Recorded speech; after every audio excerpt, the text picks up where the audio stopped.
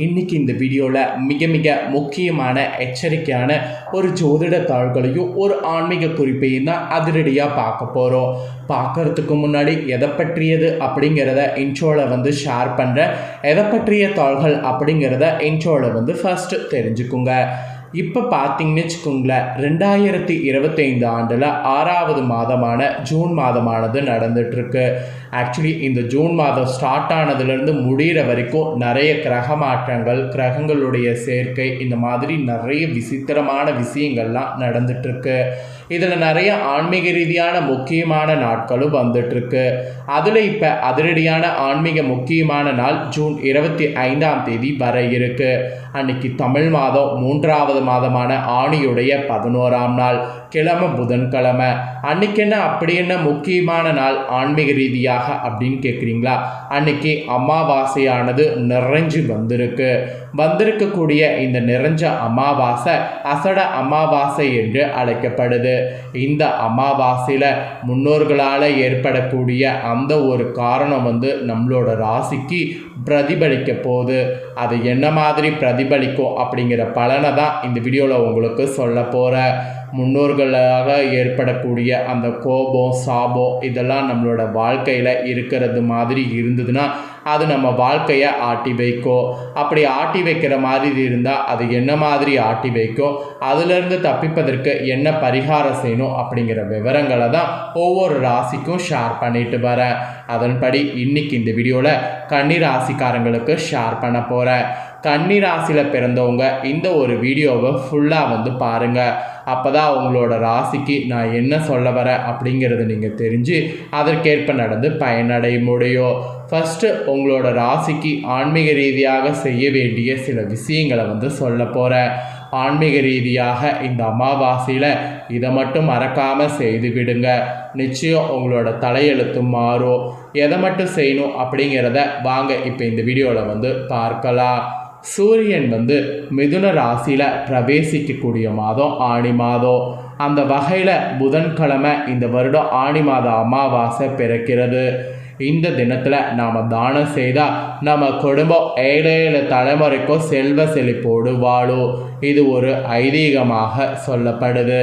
Actually Thiruvathirai நட்சத்திரத்தில் வரக்கூடிய ஆணி அமாவாசை அன்னைக்கு முன்னோர்களுக்கு தர்ப்பணம் கொடுத்தா 12 ஆண்டுகள் தர்ப்பணம் கொடுத்த பலன் நமக்கு கிடைக்கும்.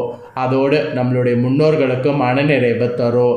12 வருடங்கள் பிது தர்ப்பணம் கொடுத்த திருப்தியை பார்த்தீங்கன்னு வச்சுக்கோங்களேன், கண்டிப்பாக முன்னோர்களுக்கும் கிடைக்கும். இந்த ஒரு காரணத்தினால நமக்கு பித்ரு சோபம், பித்ரு தோஷம் இதில் மாதிரி இருக்கிறது எல்லாமே நீங்கும். அனைத்து விதமான தோஷங்களும் நீங்கி நமக்கு நல்லது நடக்கும். அதனால் இந்த நாளில் புனித நீராடுவது, மந்திர ஜபம் செய்வது, தானம் செய்வது உள்ளிட்ட அனைத்துமே நீங்கள் செய்யுங்க.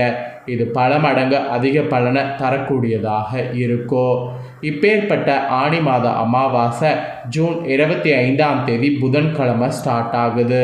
காலையிலேயே 4:56 மணிக்கு துவங்கி மறுநாள் ஜூன் 26ஆம் தேதி காலை 5 மணிக்கு வரைக்கும் இருக்குது. அமாவாசை திதி ஃபஸ்ட்டு டேவே நாள் முழுவதும் இருக்கிறதுனால இதுவே சர்ம அமாவாசையாக கருதப்படுது. அதுவும் சிவபெருமானுக்குரிய திருவாதிரை நட்சத்திரத்தில் இணைந்து அமாவாசை வர்றதுனால இந்த நாளில் செய்யப்படக்கூடிய வழிபாடு மற்றும் தானங்கள் 2 மடங்கு பலனை நமக்கு தரக்கூடியதாக அமையும். ஸோ இப்பேற்பட்ட சக்தி வாய்ந்த இந்த ஆணி மாத அமாவாசை தினத்தில் உங்கள் ராசிக்காரங்க காலையிலேயே எழுந்து குளித்துடணும்.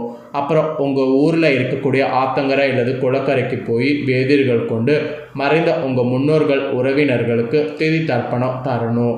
அதுக்கப்புறம் வீட்டு பூஜரையை சுத்தம் செய்து தீபம் ஏற்றணும். பின்பு உங்கள் வீட்டில் இருக்கக்கூடிய மறைந்த உங்கள் முன்னோர்கள் படம் இருக்கிற அந்த படத்திற்கு பூக்கள் வைத்து தூபங்கள் கொளுத்தி வணங்கணும். அதுக்கப்புறமேட்டு தான் நீங்கள் மற்ற வேலையே இந்த நாளில் செய்யணும். ஒருவேளை சந்தர்ப்ப சூழ்நிலை காரணமாக அமாவாசையில் திதி தர்ப்பணம் நான் சொன்னது மாதிரி பண்ண முடியல, தர முடியல அப்படிங்கிறவங்க இந்த தினம் உங்கள் வீட்டிலேயே முன்னோர்களுக்கு வழிபட்டு கருப்பு மற்றும் வெள்ளை எள் இருக்குல்ல, அதில் சாதம் செய்து அதை காகங்களுக்கு உணவாக வைக்கணும். அதை நீங்கள் பண்ணிங்கன்னா முன்னோர்களுக்கு திதி அளித்த பலன் உங்களுக்கு உண்டாகும். இது மட்டும் இல்லாமல் நீங்கள் திருஷ்டியை இந்த நாளில் கழிக்கலாம்.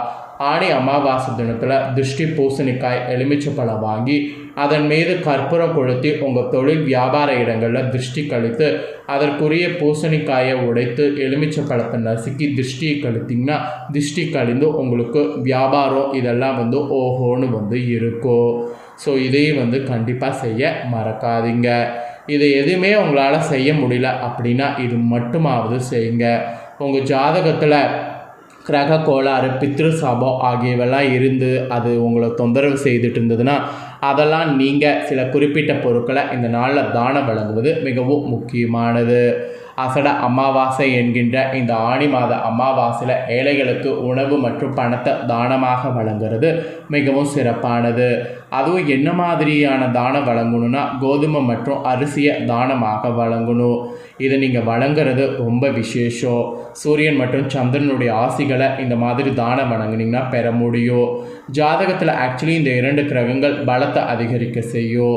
ஆயுளோ, ஆரோக்கியம், அழகு, உயர் பதவி, உடல் வலிமை, தலைமை பதவி, அதிகாரம், செல்வம், மனநிறைவு இந்த மாதிரி தருவது இந்த 2 கிரகங்கள் தான்.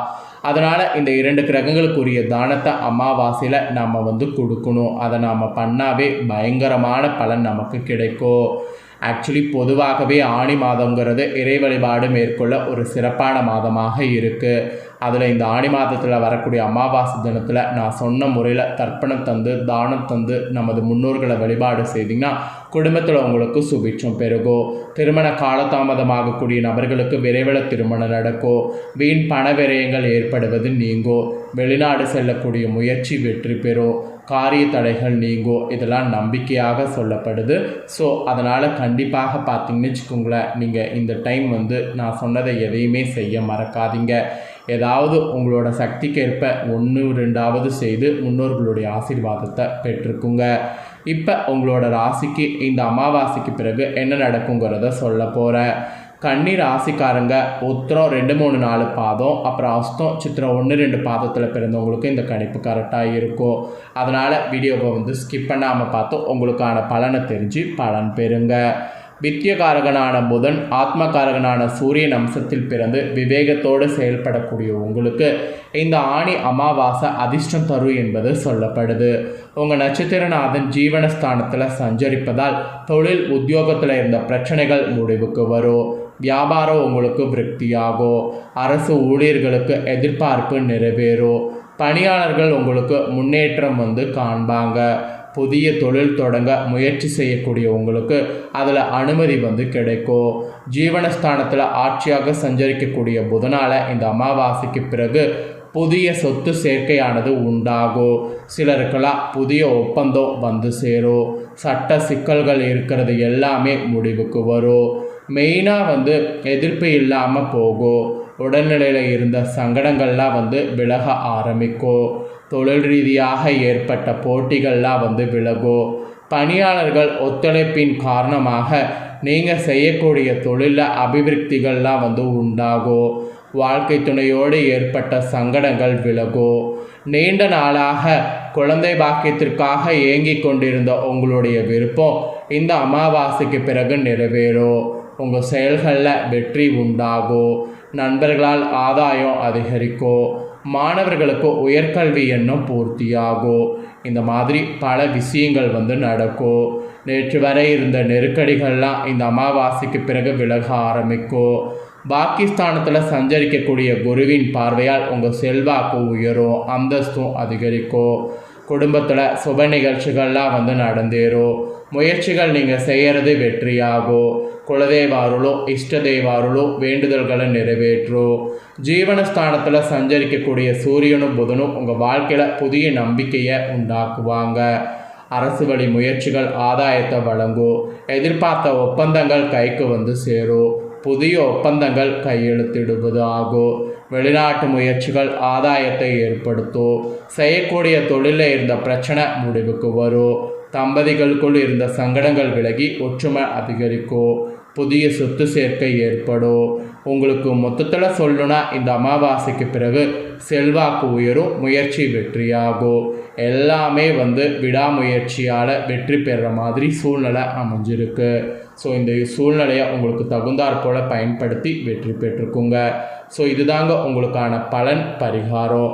ஸோ எல்லாமே உங்களுக்கு தெளிவாக இந்த வீடியோவில் வந்து ஷேர் பண்ணிட்டேன். ஷேர் பண்ணதை நீங்கள் தெரிஞ்சிருப்பீங்க. தெரிஞ்சதுக்கேற்ப நடந்து பலன் பெறுங்க.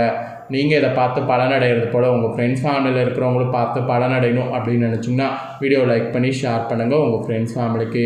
ஏன்னா உங்கள் ஃப்ரெண்ட்ஸ் ஃபேமிலியில் இருக்கிறவங்களும் உங்களை போல் கன்னி ராசிக்காரங்களாக இருந்தாங்கன்னா இந்த தாள்களை தெரிஞ்சு இதற்கேற்ப நடந்து பலனடையட்டும். நெக்ஸ்ட்டு நம்ம சேனலில் நிறைய வீடியோ போடப்படும். அது எல்லாமே உடனுக்குடனே தெரிந்து கொள்ள மறக்காமல் நம்ம சேனலை சப்ஸ்கிரைப் பண்ணுங்கள். கூட பெல் பண்ண ப்ரெஸ் பண்ணுங்கள். நெக்ஸ்ட்டு துலாம் ராசிக்காரங்களுக்கு அமாவாசை பலனோடு புதிய வீடியோவில் சந்திக்கிறேன். தேங்க்யூ.